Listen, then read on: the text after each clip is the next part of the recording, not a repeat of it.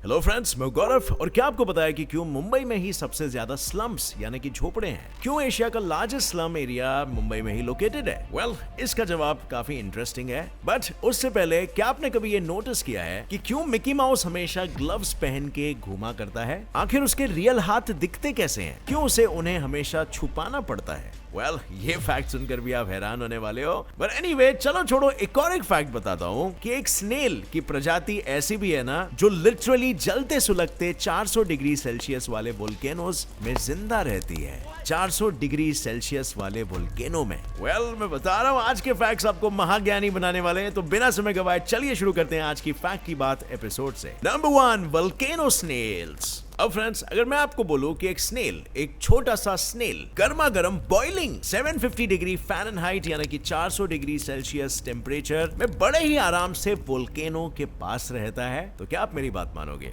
ये पका के खा लेते हैं। तो वेल, इस स्नेल को नाजुक सा मामूली सा स्नेल समझने की भूल बिल्कुल भी मत करना, क्योंकि ये स्नेल कोई आम स्नेल नहीं है। ये तो एक rare black red scaly feet volcano snail है, जो इंडियन ओशन में मौजूद वोल्केनिक वेंट्स के पास पाए जाते हैं। वोल्केनिक वेंट्स का इमेंस टेम्परेचर झेलने के लिए इनके शेल में मौजूद होता है सल्फर, जो इनके सराउंडिंग में मौजूद आयरन के आयन से रिएक्ट होकर आयरन सल्फाइड नाम का कंपाउंड्स बनाता है, जो इनके बॉडी पे प्रोटेक्टिव कवरिंग या फिर मैं कहूं एक शील्ड, एक ढाल जैसा बनाता है, जो इन्हें मदद करता है वोल्केनो की गर्मी को झेलने के लिए। यानी जितना ज्यादा सराउंडिंग में आयरन होगा, इनका शील्ड उतना बड़ा होगा, और अगर सराउंडिंग में आयरन नहीं है तो सल्फर रिएक्ट करेगा नहीं और प्रोटेक्टिव कोटिंग बनेगी नहीं। वेल, काफी रिस्की लग रहा है, राइट? यही सोच रहे होगे कि आयरन इनके सराउंडिंग में आखिर आता कैसे है। तो यार, मैंने पहले भी कहा कि ये लोग वोल्केनिक वेंट्स के आसपास ही रहते हैं, यानी उस एनवायरनमेंट में जहां कंटिन्यूअसली वोल्केनो के मड के साथ मिनरल्स बाहर आते रहते हैं, और इन्हीं मिनरल्स में आयरन बहुत ही ज्यादा मात्रा में होता है। और इतना ही नहीं, एक और एक चौंकाने वाला फैक्ट बताऊं, इनके हार्ट का साइज इनके बॉडी का 4% हिस्सा होता है, यानी कि स्नेल की दुनिया में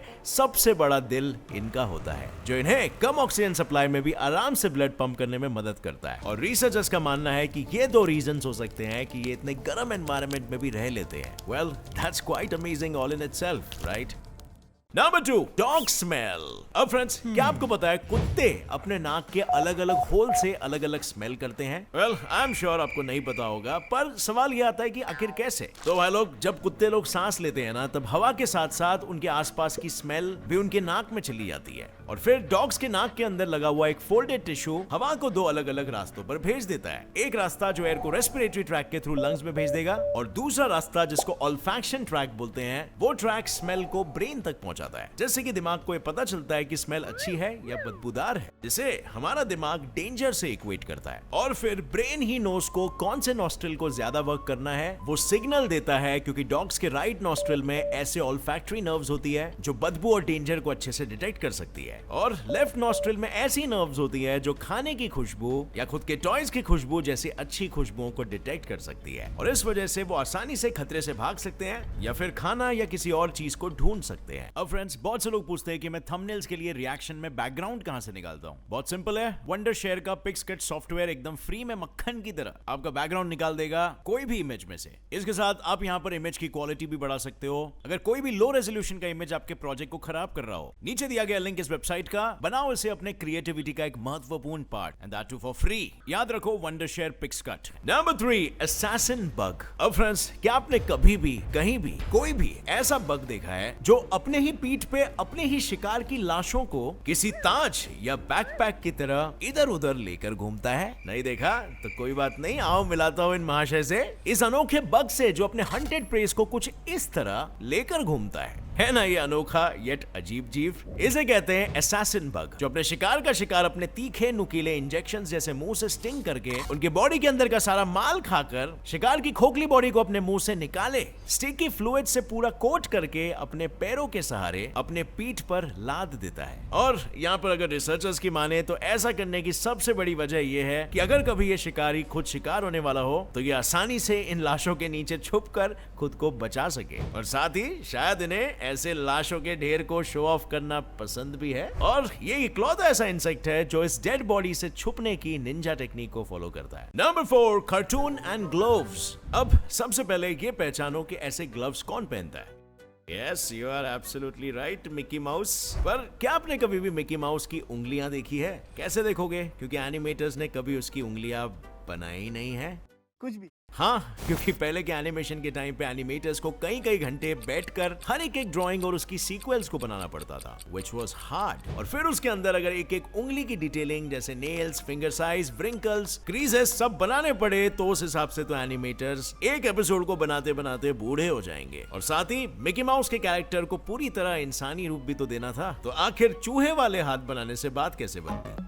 और इसीलिए अपना थोड़ा सा वर्क कम करने के लिए मिकी माउस के हाथों को चूहे जैसे बनाने के बजाय इंसानी रूप देने के लिए इन्होंने मिकी माउस जैसे फेमस माउस को ग्लव्स पहना दिए, जिसके चलते इनके डिटेलिंग का भी काम कम हो गया और मिकी माउस के रियल चूहे जैसे हाथ भी छुप गए और वो इंसान की तरह ज्यादा दिखने लग गया। वरना जस्ट इमेजिन चूहों के हाथ के साथ मिकी माउस कैसा दिखता। और अगर आप सोच रहे हो कि सिर्फ मिकी माउस को यही ग्लव्स मिले थे तो आप बिल्कुल गलत हो, क्योंकि पुराने वाले ऑलमोस्ट सभी कार्टून कैरेक्टर्स को ऐसे ही ग्लव्स वाले हाथों के साथ बनाया गया है, अंटिल न्यू एनिमेशन टेक्निक्स आए जिससे ये डिटेलिंग का काम आराम से हो सके बिना बार बार एक ही चीज को हाथ से ड्रॉ किए। Number 5, south American river turtles. तो अब फ्रेंड्स बारी आ चुकी है टर्टल्स के अंडे के कम्युनिकेशन वाले फंडे को बताने की। तो आइए जानते हैं इस अंडे के फंडे के बारे में। और फंडा कुछ ऐसा है ना कि पहले साइंटिस्टों को लगता था कि टर्टल्स डेफ यानी कि बहरे होते हैं, क्योंकि इनके पास कोई वोकल कॉर्ड्स है ही नहीं और इनके कान भी इंटरनल है, तो कैसे सुनेगा टर्टल बेचारा। बट जब साइंटिस्टों ने थोड़ी सी और रिसर्च की तो उन्हें पता चला कि ये तो सीक्रेट लैंग्वेज से लाइक क्लिक, क्लाक और हूट करके कुछ साउंड्स बना के बहुत ही लो फ्रीक्वेंसी से कम्युनिकेट करते हैं, जिसको सिर्फ और सिर्फ एक हाइड्रोफोन से ही सुना जा सकता है, जो जनरली अंडर वाटर आवाजों को सुनने के लिए यूज किया जाता है। लेकिन जब साइंटिस्टों ने इन हाइड्रोफोन्स को इन टर्टल्स के अंडों पर लगाया तो इनको वैसे ही सेम कम्युनिकेशन लैंग्वेज सुनने मिली, जिससे साइंटिस्टों को यह पता चला कि टर्टल्स के अंडे भी एक दूसरे से बात करते हैं। लेकिन अब सवाल तो ये आता है कि ये चिंटुकले लोग आपस में क्या बात करते हैं। मैं 5 मिनट में बाहर निकल रहा है तो उसके बाद निकल। Number 6, longest English word. अब फ्रेंड्स, क्या आपको पता है दुनिया का सबसे लंबा इंग्लिश वर्ड 1,89,891 लेटर्स का है। और ये बात एकदम सही है और लंबी है, जिसको अगर मैं यहाँ पर बताने गया ना तो पूरा दिन खत्म हो जाएगा। वेल, इस वर्ड को बोलने के लिए इंसान को 3.5 आवर लग जाता है एक शब्द बोलने के लिए, जहाँ ये वर्ड शुरू होता है मीथियोनाइल से और एंड होता है आइसोल्यूसिन से, और इनको मिला के पूरे 1,89,891 लेटर्स होते हैं। और सही में मैं मजाक नहीं कर रहा, ऐसा सोचना मत। एक बार बस longest chemical name of popular protein search करके देखना। नहीं बताया गूगल ने इतना लंबा चौड़ा नाम तो मेरा नाम बदल देना। और अब इसको किसने लिखा, क्यों लिखा, किस फुर्सत में लिखा, ये सब हमें नहीं पता, पर जिसने भी लिखा कुछ ऐसा लिखा है कि डिक्शनरी वालों ने भी इस नाम को अपने बुक में छापने से मना कर दिया, और इसीलिए आपको कहीं पर भी कोई भी डिक्शनरी में इसका नाम सुनने को नहीं मिलेगा। अब फ्रेंड्स, अगर आपको गेम्स खेलना पसंद है तो आप जंगली रमी में खेल सकते हो, जिसपे 2.5 करोड़ से भी ज्यादा यूजर्स है और बहुत सारे एक्साइटिंग प्राइजेस है। और अगर आप किसी भी फ्रेंड को रेफर करते हो तो आपको 1000 रुपए मिलते हैं। तो लिंक पर क्लिक कर दो और अभी रजिस्टर कर लो इन जंगली रमी।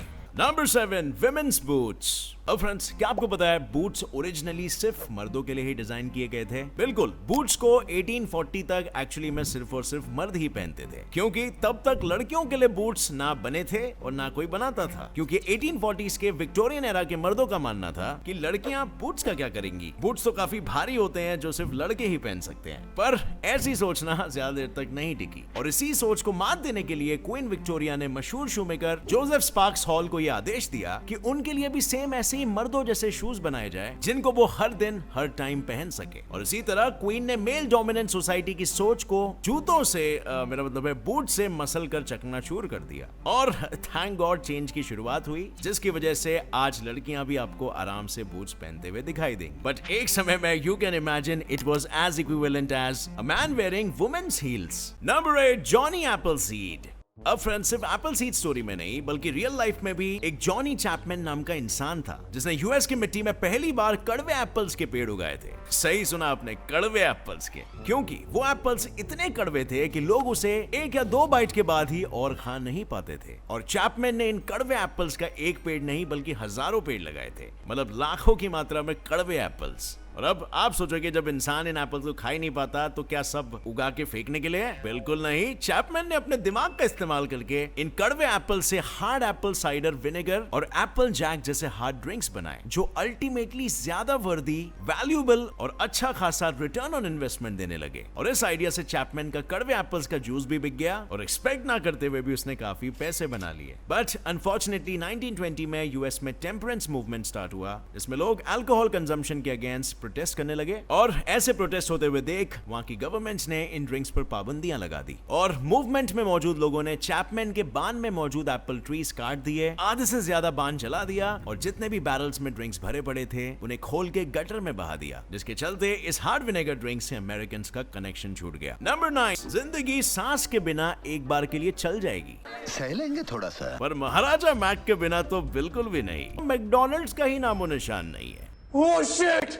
जी हाँ, मैं बात कर रहा हूँ यूएस के वर्मोंट के मॉन्टपेलियर सिटी। तो इसीलिए अगर मॉन्टपेलियर के किसी भी भूले भटके इंसान को कभी मैकडॉनल्ड्स के बर्गर खाने होते हैं तो उस बेचारे को लंबा चक्कर मारकर दूसरे शहर जाकर ही बर्गर खाना पड़ता है। Number 10, Mumbai slums. मुंबई में इतने सारे स्लम्स क्यों है भाई? आखिर लोग ऐसे छोटे छोटे घरों में या झोपड़ियों में क्यों रहते हैं? क्या बताऊं आप लोगों को, स्लम की बीमारी की सबसे बड़ी वजह और कोई नहीं बल्कि पॉवर्टी, बेरोजगारी और माइग्रेशन है। और ये मैं नहीं बल्कि रिपोर्ट्स कहते हैं। यूएन की एक रिसर्च के आधार पर पता चला कि मुंबई के 55% स्लम्स में रहते हैं और इसका मेन रीजन है मुंबई के 603 स्क्वायर किलोमीटर्स के एरिया में दुनिया के कोने कोने से लोग नौकरी के चाह में आते हैं, अपने सपने पूरे करने के ख्वाब में। पर लोगों को कहाँ ये मालूम कि मुंबई में जितनी ज्यादा पॉपुलेशन है उससे कई ज्यादा कम नौकरियां हैं, जिसके चलते लोगों को छोटी मोटी दिन गुजारने लायक नौकरियां तो मिल जाती है पर उनका स्टैंडर्ड ऑफ लिविंग काफी पुअर होता है। और फिर से at the end of the day यही सवाल आ जाता है कि आज का दिन तो कट गया, कल का कैसे कटेगा? और मुंबई में एरिया कम है और घरों की कमी है, पॉपुलेशन ज्यादा है, इसलिए ये सारे फैक्ट्स जानकर आपकी क्यूरियोसिटी लेवल और आपका इंटेलिजेंस बढ़ गया। अब एक सिंपल से सवाल का जवाब देके बताओ मुझे, ऐसी कौन सी चीज है जिसमें से जितना ज्यादा निकालो